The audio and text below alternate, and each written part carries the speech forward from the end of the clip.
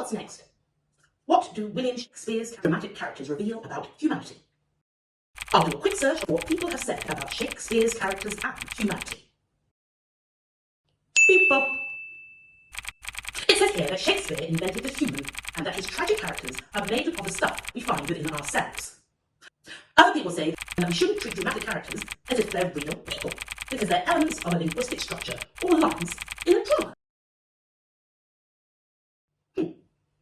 Looks like people have been arguing about this for a while.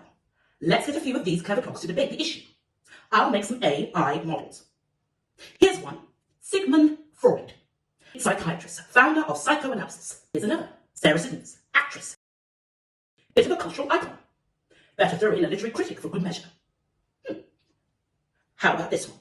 L.C. Knights, mid-20th century Cambridge scholar. Stir things up in his day. Right. Those three will do for a start. Let's see what they have to say. Beep bop. Yes, I have written about it at length. I believe the answer to our question lies in the way Shakespeare gives us powerful example of character disorders, phobias and neuroses. He delves deep into the secret motives which drive man's actions and, yes, inactions. I've always believed that the great playwrights have always been the first psychoanalysts, scientists as well as artists. Shakespeare was an actor too, Dr. Freud, we must not forget that. He knew that performance was essential to character creation. But your mention of secret motives intrigues me. Do go on. Take Hamlet, a perfectly normal man who becomes neurotic and ultimately psychopathic. Psychopathic, did you say? That can't be right. Yes, psychopathic. No.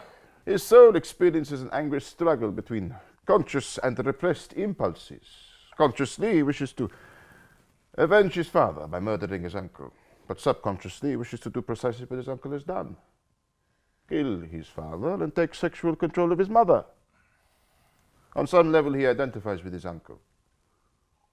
So he delays his revenge, but he struggles to understand why. Am I a coward? No, my friend, you are a neurotic. It is easy for us to recognize ourselves in the hero. We are victims of the same conflict as he is.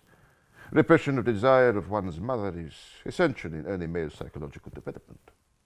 But to truly take pleasure in Hamlet's suffering, one has to be a little neurotic oneself. You seem to assume that all of Shakespeare's spectators were men, Dr. Freud, and troubled ones at that.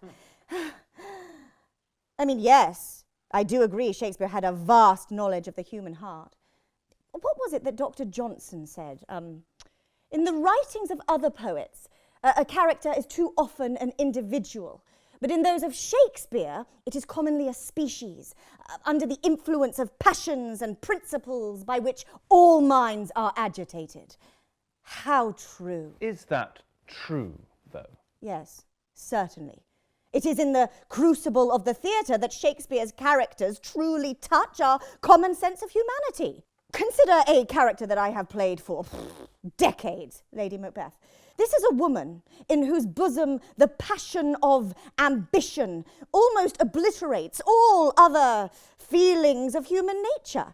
Yes, she is fierce and abandons herself to the demons she invokes, but she is also fair and feminine, nay, perhaps even fragile. By the end of the play, she becomes a wasted form. Her heart is gnawed by the worm that never dies. Ah, yes, the worm is the phallus, I believe. She sacrifices her womanliness to her murderous intention and shows signs of unresolved penis envy. Or is the worm a phantom child which haunts her in her childlessness? But no such worm is mentioned in the play. I meant the worm of guilt, Dr. Freud. Guilt. Guilt for her part in the murder of the king. Even in her most savage moments, there are notes of vulnerability. Consider the speech that she gives to Macbeth when he's wavering on his promise to kill the king.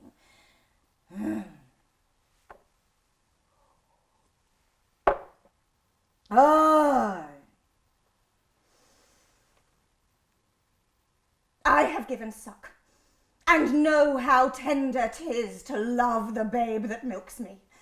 I would, while it was smiling in my face, have plucked my nipple from his boneless gums and dashed the brains out had I so sworn as you have done to this.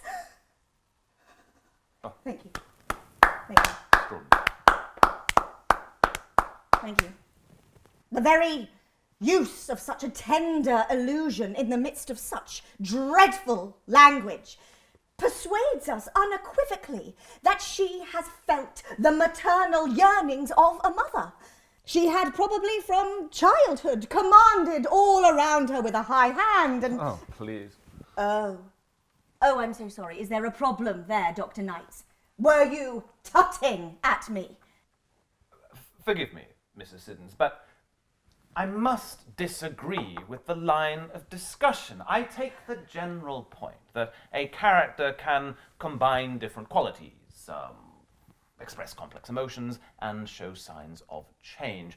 But all this psychologizing leads us down a rabbit hole. Mrs. Siddons, you talk of Lady Macbeth as though she were an acquaintance, rather than a literary construction in a fiction. And Dr. Freud, you diagnose Hamlet as though he were as real as one of your patients. Yes. What you call his secret motives are apparently so secret that they are not even mentioned in the text. All of this is missing the point. Oh, and what is the point, Dr. Knights? The point is that character, like plot or rhythm or any other critical concept, is merely an abstraction from the total response in the minds of the readers or spectators brought into being by words. What on earth do you mean? I mean that characters are not real people. They are textual effects perceived by readers or audiences as part of a larger aesthetic experience. A Shakespeare play is a kind of dramatic poem, and its end is to communicate a rich and controlled experience by means of words. We do violence to the text if we treat the plays as nothing more than exercises in character creation. Let's take Shakespeare's artwork for what it is, and not smudge the canvas with our own paint. The critic must start with the words in the text. And yet, Dr. Knights, you have not quoted one single word from Shakespeare. Huh. Wait, yes. Forgive me. Which edition is this? Besides, you seem to be smudging Shakespeare with some of your own paint. If you are determined to see a Shakespeare play as a dramatic poem, then that's exactly what you'll see. Come, Mrs. Siddons. Oh, you no. You come, Dr. Knights. You say we shouldn't treat characters as if they are real people, that they are merely, signs, texts, words on a page. How else are we to treat them but as real people with passions and memories? But I know! Lady Macbeth is fictional. Of course she is. Of course. But in the theatre, and more importantly in the minds of the spectators, she becomes real. I've no doubt that your performances conjure powerful illusions. But Elizabethan theatre was highly stylized and non-realistic. Lady Macbeth would have been played by a boy actor who, even if highly skilled, forgive me, is unlikely to have been taken for a woman. And Shakespeare's characters remind us that they are fictitious, as if it were ever in doubt. What is it that Macbeth says in Act 5? Ah, yes. Life is but a walking shadow. A poor player that struts and frets his hour upon the stage and then is heard no more. There's no use in speculating about irrelevancies when the text is silent. No use in wondering, for instance, what life was like for Cordelia, growing up with Goneril and Regan before the play King Lear begins. To talk about characters' childhoods and backstories when they do not mention them is to ignore the fact that characters are not real people. What was your childhood like, Dr. Knights? Were you breastfed? Beg your pardon. I don't see how that's relevant. Of course it is. You are very precious about the distinction between real and fictional people, are you not? But is there really such a big difference? Well, of course. Nein, I think not. Our minds are filled with fictions and fantasies, imperfect and fabricated memories. But we do not consider ourselves part real. We may not be characters, but each one of us has a character, a personality or combination of traits which is formed by experience, stamped upon us. And of course we cannot forget the origin of the word character, which is a stamp or distinctive mark upon the surface. Precisely. Characters are marks upon a page, inscriptions. They are text.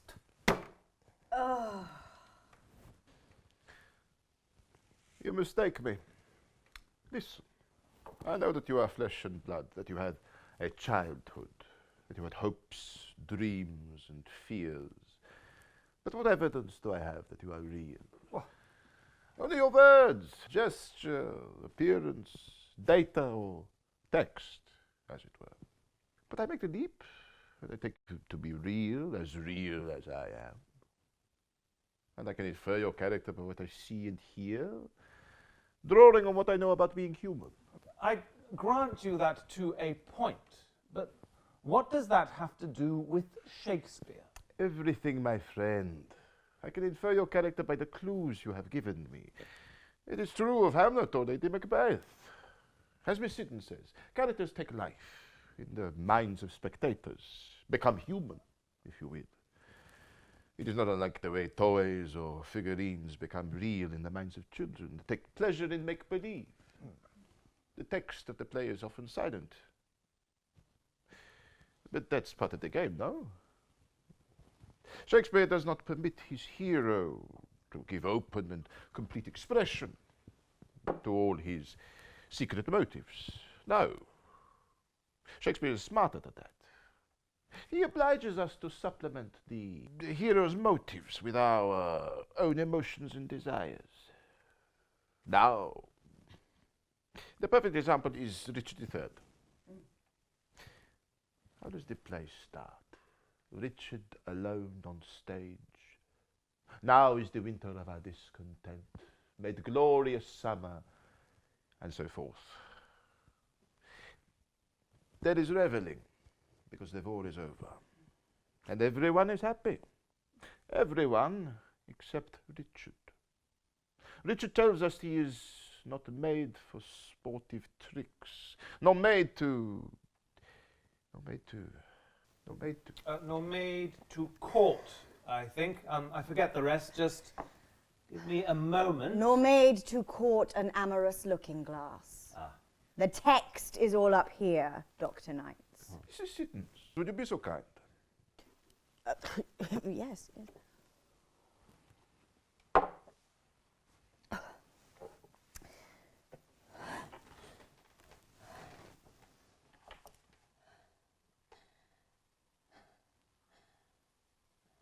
But I, that am not shaped for sportive tricks, nor made to court an amorous looking-glass.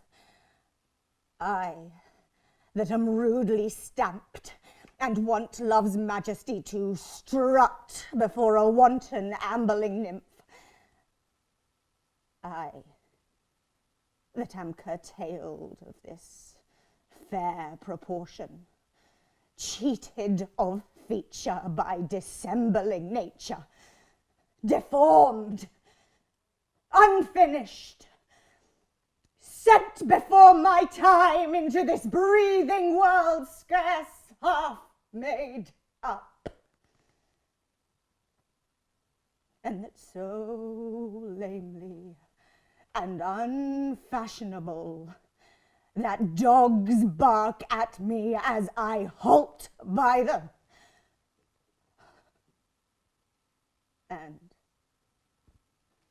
therefore, since I cannot prove a lover to entertain these fair, well-spoken days, I am determined to prove a villain and hate the idle pleasures of these days.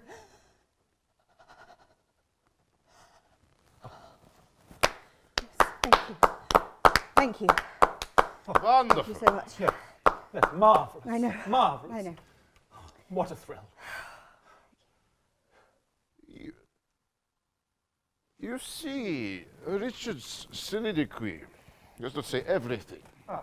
It merely gives a hint, and leaves us to fill in what it hints at. To the bitter depiction of his deformity, we perceive the fellow feeling, which compels our sympathy, even in a villain such as him. Nature has done me wrong. He is saying, denied me the beauty which wins human love. Life owes me a reparation, and I will see that I get it. And now we fear that we ourselves might become Richard. And on a small scale, indeed, we are already like him. Richard is an enormous magnification of something we find in ourselves. We all think that we have reason to reproach nature for our disadvantages. We all demand reparation. Why did not nature make us stronger, more beautiful, more intelligent? Why were we born in a middle-class home instead of a royal palace? On some level, we are Richard, and Richard is us. I have questions. So do I. Beatbot simulation ending. What's that? I believe our time is up. Simulation ending. Our time? Simulation? Forgive me. I don't recall how we came to be here. Hello? You can't